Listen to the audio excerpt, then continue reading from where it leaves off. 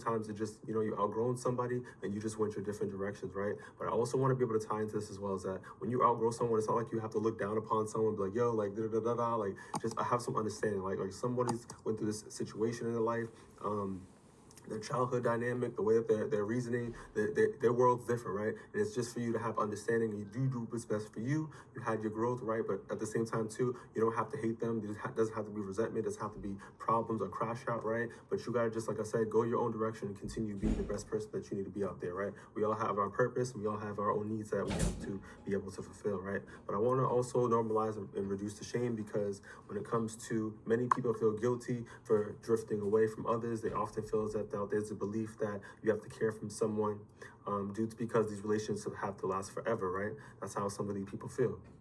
But when it comes to growth, you can change your needs, your values, and even your boundaries over time, right? People change, right? We're not all meant to be stuck same individuals forever, right? Like I said, for instance, for someone out there that is perhaps 50 years old, their mindset may not be the same way as it when it was 23 years old or 22 years old, right? So we all change, you know what I mean? Hopefully, we're working on our personal development. This is what we're here for, right? We're trying to grow. We're trying to become better individuals, right?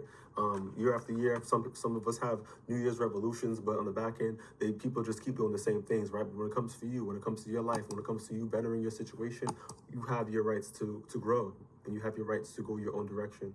However, let's dive into some psycho education that's going to help us be more simple, more grounded, in addition to also getting some more understanding, right? So when it comes to relationships, are often built around shared stages, identities, and coping patterns, right? So we were coping at a certain time with some of these individuals, right? Some of these individuals could have even been like, even in our families, right? Some of these individuals could have been friends, right? Some of these individuals could have just been long lost friends, et cetera, right? But at the certain time that our identity was in a certain way, we was trying to figure ourselves out, right? But at the same time, too, some people grow up and they snap out of that identity and they readjust, right? So at the end of the day, you have to have some understanding. But as you grow, these patterns no longer fit who you're becoming, right? Things change, right? The brain often tends to associate distance with loss or rejection, which can make it difficult, or guilt may come out of this as well. So letting go doesn't mean that there's a connection wasn't real. It just means that those patterns or your ways means that there's